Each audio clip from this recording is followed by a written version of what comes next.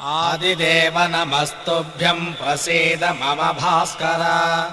दिवाकर नमस्तुभ्यम् प्रभाकर नमोऽस्तु ते सप्तास्वरथमारूढम् प्रचण्डम् कश्यपात्मजम्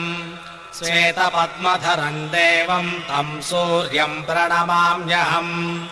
लोहितम् रथमारूढम् सर्वलोकपितामहम् महापापहरम् देवम् तम् सूर्यम् प्रणमाम्यहम् त्रैगुण्यम् च महासूरम् ब्रह्म विष्णुमहेश्वरम्